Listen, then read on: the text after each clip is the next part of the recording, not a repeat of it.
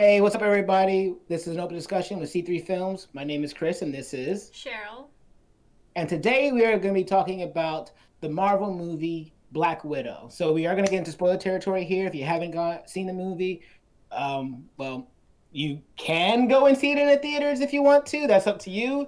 Otherwise, it's available on Disney Plus for $30. Split it with some friends, and it'll cost you like $5. So that's the way that I would recommend watching it. It's the way that we watched it here. And yeah, so we're gonna go ahead and get right into it.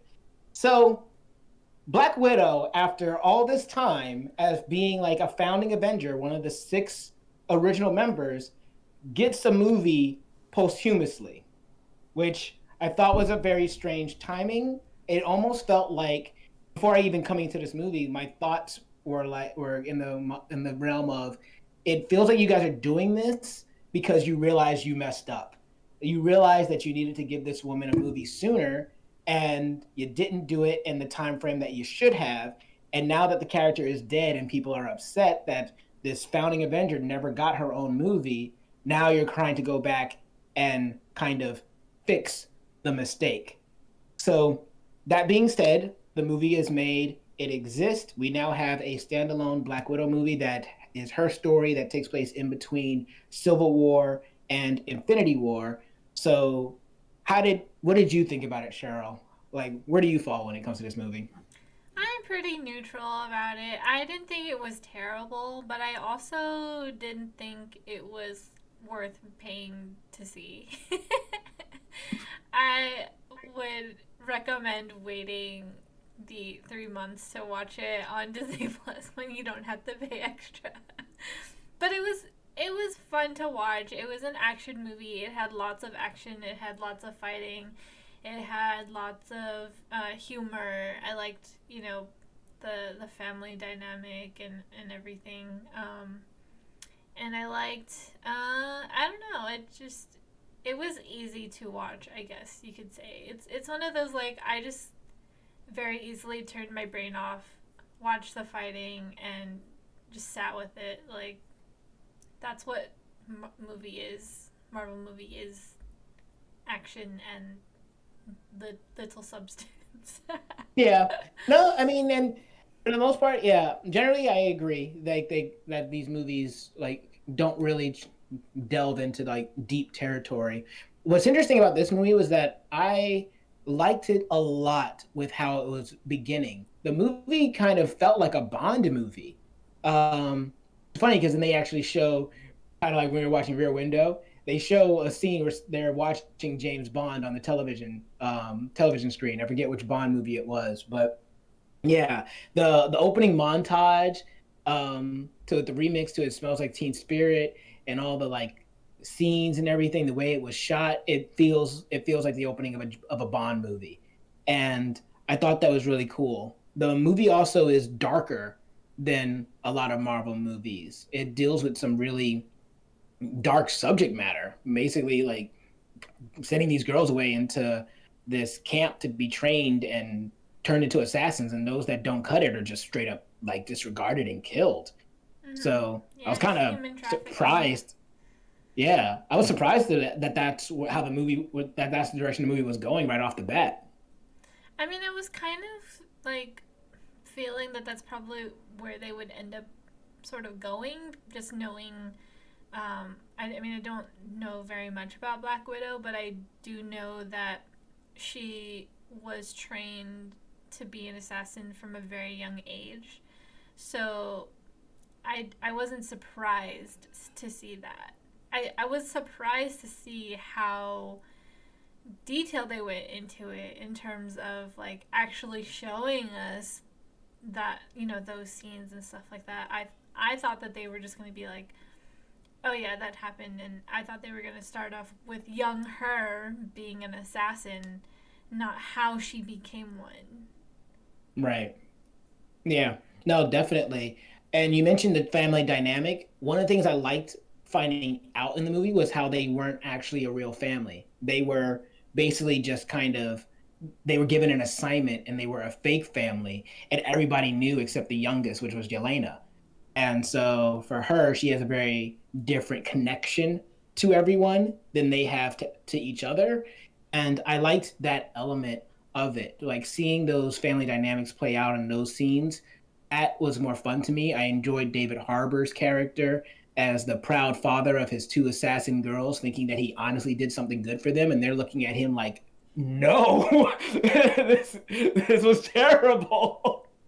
So, but I like the fact that the family wasn't just this lovey-dovey, we absolutely care about each other, like family. They, like the trailers made it look like they were a family where it's like we were four strangers that were put together, and and it was just a job, and that's what they say out loud, but inside they did kind of connect with each other and do see each other as family. So I liked that element of it.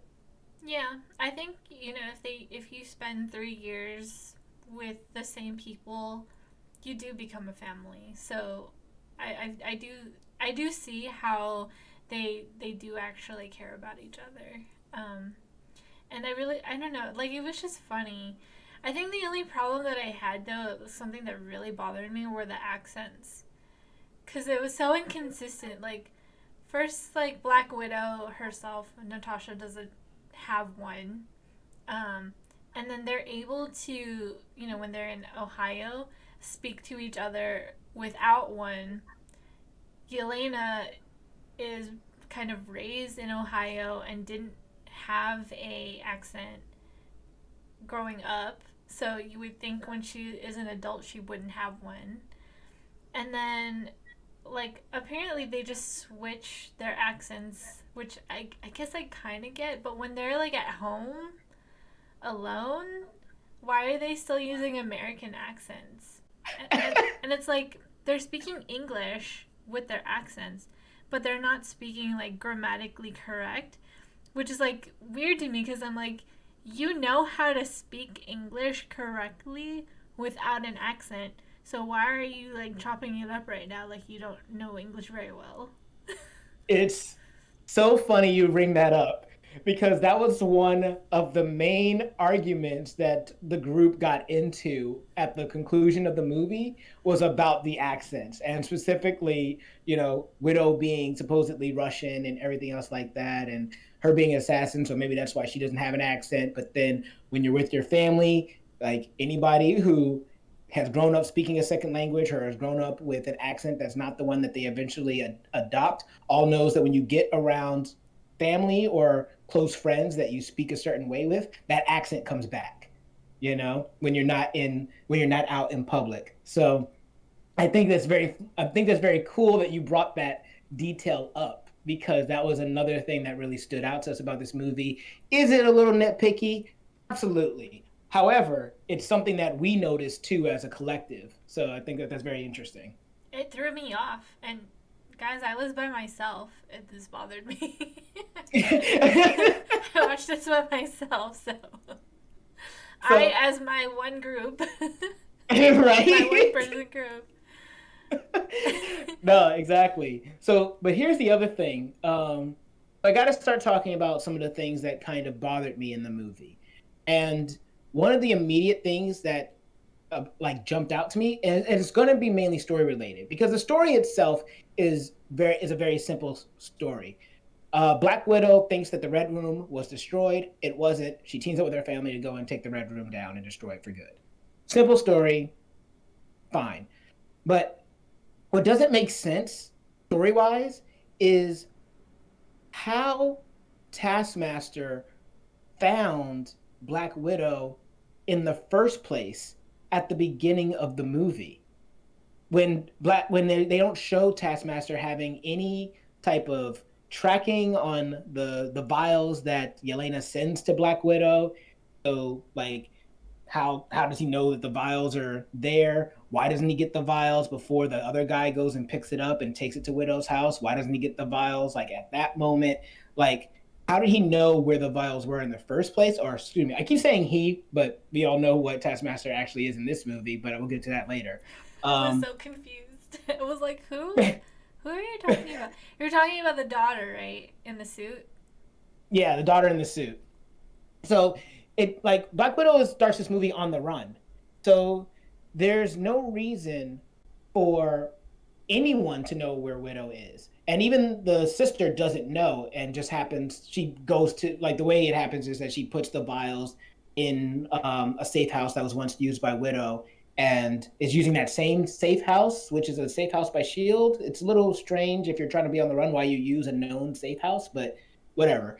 But she sent it to her sister, and then her sister takes it, thinks it's junk, by the way, is about to throw it away. And it's only after Taskmaster shows up that she thinks, oh, wait a second, you're here for something else. But it doesn't make sense how Taskmaster knew where Widow was when no one knew where Widow was, not even her sister.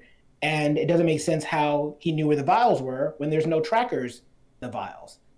So, and I get it. That's one of the things that were like, we got to start the movie. But it's one of those story things where it's just like, this doesn't really make sense. And it leads into the next part that doesn't make sense, which is when Widow and Yelena actually fight each other. Yelena has no reason to not trust Widow when you know she's an Avenger and you sent the stuff to her knowing that you wanted her to come to the house to help you. So why are you holding a gun on her? Widow hasn't seen you. So Widow, I could see understandably might not trust you as much, but also Widow thinks the Red Room has been destroyed, so she has no reason to even believe that you're still an assassin. So that whole thing just reeked of we just need these people to fight, even if the fight doesn't make sense. And when they're fighting, it's not like they're playing playfully like, well, let's see how good you've gotten over the last couple of years. They look like they're really trying to hurt each other. So it just felt weird. It's like, why are you guys fighting story wise? Like, why is this happening? Yeah, I felt the same way. I also wrote that down in my notes. I didn't understand why they didn't trust each other and why they were fighting, especially when they, like, like you said, uh, Yelena sent the vials to Natasha, supposedly, and they actually verbally confirmed that in that scene. So, like, why are they fighting? I just didn't understand why they wouldn't trust each other. Yeah, and the only reason is because the movie wanted to have a cool action scene. Yeah, of You them know, fighting. And it's just kind of like how I felt about this movie in general, and that's what I was saying earlier. It's an action movie, so it's just sprinkled with, every other scene is going to be an action scene, literally. And. And that was one of them. It didn't make sense, but it was there because that's what this movie is, an action movie. And so they're just going to, whatever reason there is to fight, everyone's just going to fight each other. right? And to be fair, like the scenes we see, the action scenes that are in this movie, I felt like they were very well done. So there might be one or two that felt weird, but generally I felt like I enjoyed like the ones that I was seeing. Um, but wait, did you not enjoy any of them? I had a problem with the prison breakout. Oh, we were getting to the prison breakout. I was literally about to bring up the prison breakout, but you beat me to it. What were you gonna say about the prison breakout? I thought it was annoying. I was so annoyed because I was like, you show up, you have no plan.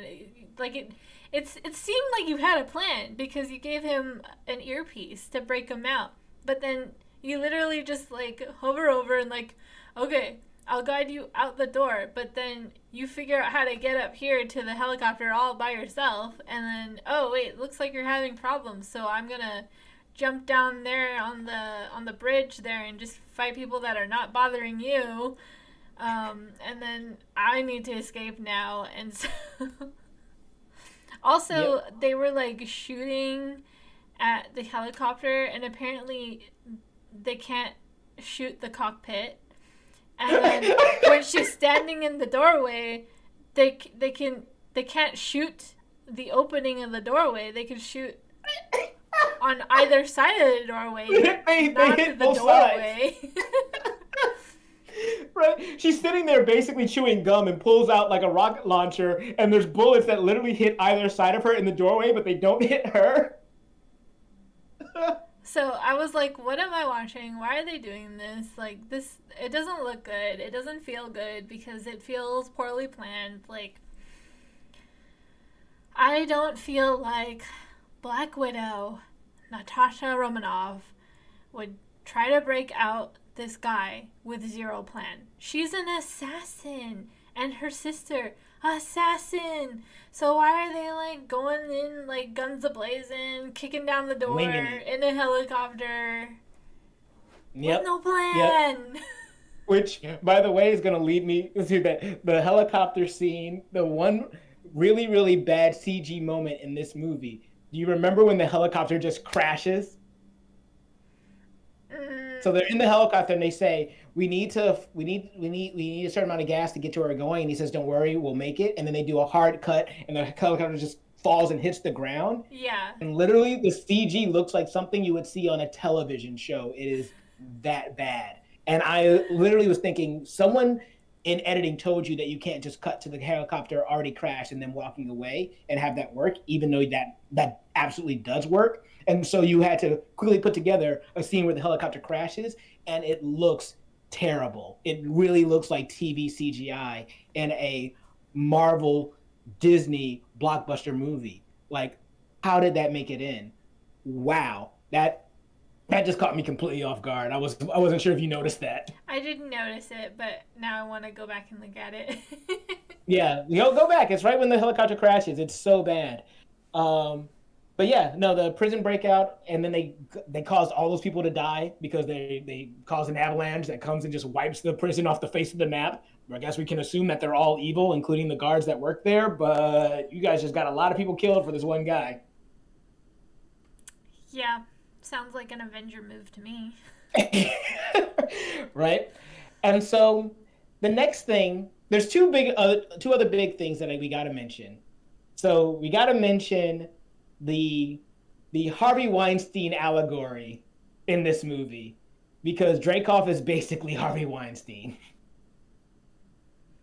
And so I was just like, all right, well, that's what we're doing now. All right, Marvel, we're in there. We're not being subtle about this at all, are we?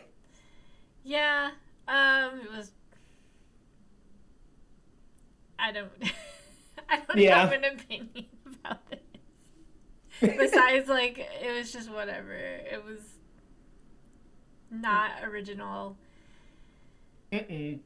No, not at all. And even that scene didn't make sense because the whole thing about it is that she smells your pheromones, or if they smell his pheromones, then she can't do anything to him. And so since she's come in, she's been smelling his pheromones. And I thought that when she was trying to get him to like hit her, she was trying to get him to break her nose so she couldn't smell his pheromones anymore, which would make sense, and then they would dissipate.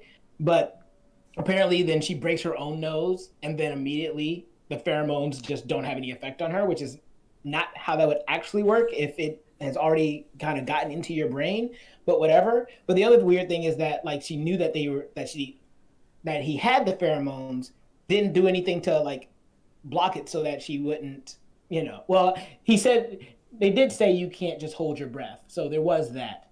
But still, it was just very strange how they decided to handle how she was able to handle that scene. It felt weird. Well, I mean, they're filmmakers, not scientists, so. We just got done with that.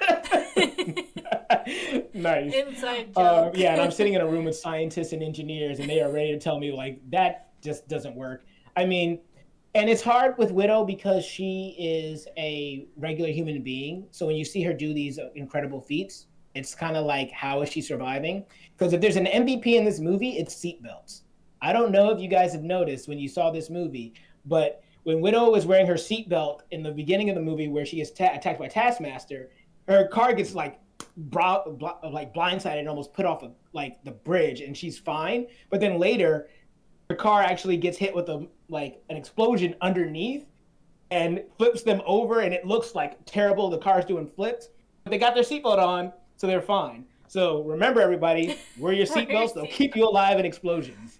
I don't know if you caught it, but she actually told Yelena to put her seatbelt on. Yep. Yeah, she did. This is gonna save your life. Seatbelts are MVP, y'all. They're MVP. But yeah, but the other major thing that I had a problem with, and this is gonna sound like with the word that you use, bookist, but it's not so much because it's not that big a deal. but Taskmaster and how Taskmaster was portrayed in this movie. So Taskmaster in the comic books is a is a mercenary that has a photographic memory. And with that photographic memory, anything that Taskmaster sees, Taskmaster is able to replicate. So if you have a martial art, if Taskmaster sees the martial art, then Taskmaster can do the martial art. Taskmaster is also in the comics a male and also has a personality to speak of, a very strong personality. And this version of Taskmaster, the fact that Taskmaster's female in this movie, not a big deal, just a little jarring if you're not expecting it. But then when Taskmaster doesn't speak through the whole movie and you realize what the movie is about, it's kind of easy to see that Taskmaster is going to be female, and that's going to be like the reveal at the end of the movie, which movies stopped using gender as your twist. But then the next thing that is the issue is that the character that Taskmaster is in this movie is the daughter of Dracoff, and the daughter of Dracoff is literally used as kind of like a human bomb delivery service by Natasha in the past to kill the father, and it works, or it kind of works, but they both survive the blast, and she's kind of like got a burn mark here, which is not going to be the case if you're at point blank range for an explosion. But also, she doesn't harbor any type of ill will towards Black Widow, which could have been interesting if she had more of a personal stake in going after Widow, more so than just being a mindless drone of her father. Because it doesn't matter if she doesn't like her father. The fact is, you still try to use her and kill her to kill him too, when she is also a victim. If she was a victim, which the movie makes it out that she was, then he's not going to just automatically be cool with Black Widow just because she eventually did kill her father. And I think that, to me, that is a plot point that just felt highly underutilized and is really unfortunate.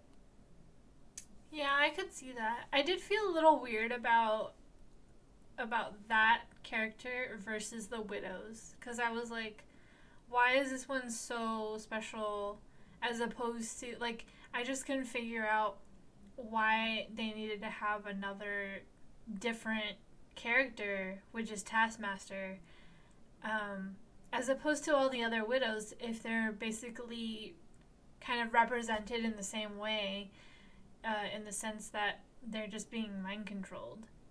So Right. I felt like, besides the fact that Taskmaster can mimic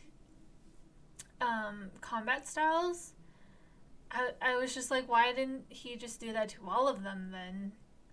Because then you'd have an army of really powerful people. But Yeah. yeah, like, why is only this one person that can do that?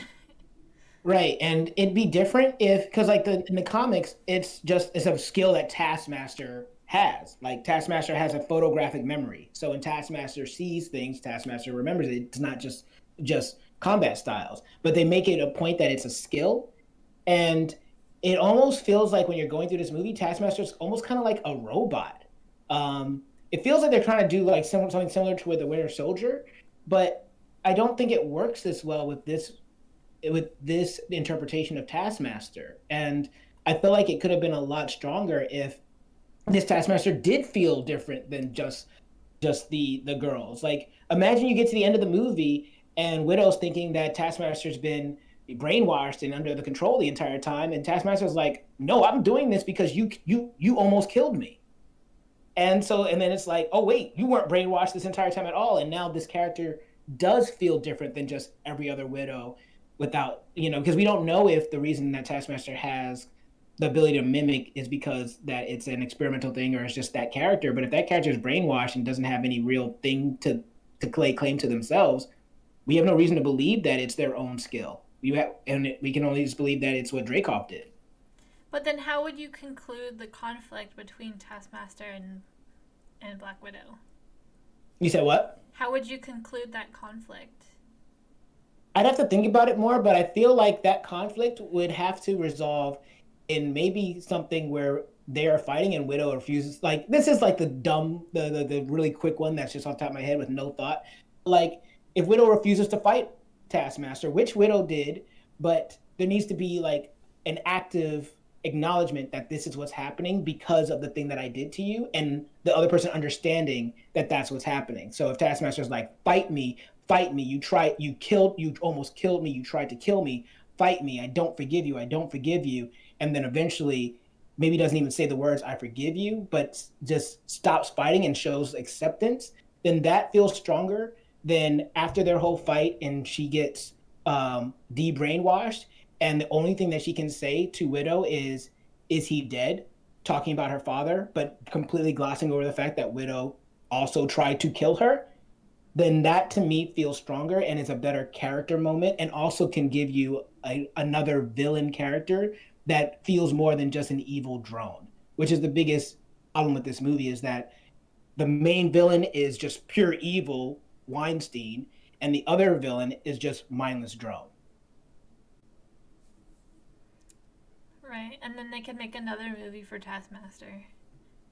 Yeah, Taskmaster can be a cool character, you know. So it's just it's unfortunate, and as somebody who likes the character, I just it wasn't cool to me to see Taskmaster portrayed as just kind of a mindless drone.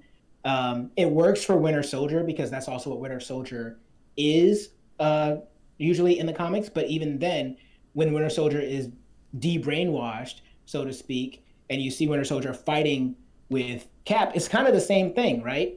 Cap doesn't want to fight Bucky because Bucky is Cap's friend, and that relationship is behind every punch, and so it means something. There's weight to that conflict. But when your drone doesn't have any type of say or agency over their own feelings about what you did to them, it doesn't make the fight and final conflict have nearly as much weight as it could when these two characters actually are connected. Mm-hmm. And Yeah, it's too bad. kind of like when Iron Man and Cap have a fight. That was such a good fight, and like you feel so much from it. But that fight between Taskmaster and Black Widow is just like you already know who's gonna win. It's like doesn't really matter because it's just like let's just quickly resolve this. I'm done Yeah, watching them fight. yeah. And they try. I feel like they tried to build it up, but I don't think it was pushed enough. But Black Widow used the kid to kill somebody, and killed the kid, quote unquote. That, and it's something that has clearly been bothering her ever since she did that. And that needed to be played up just a little bit more.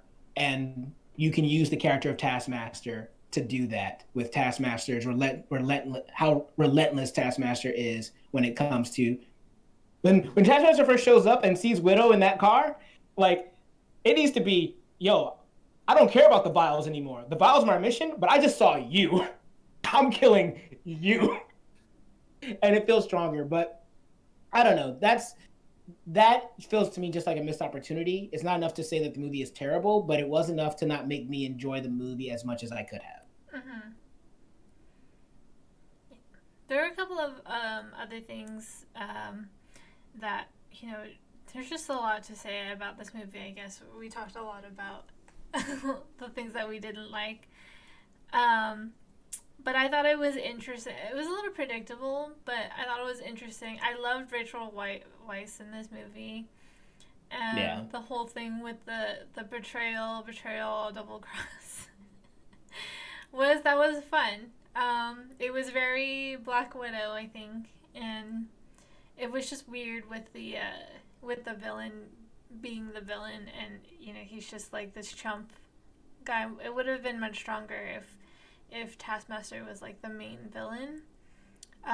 Almost like we didn't even really need that guy in the first place.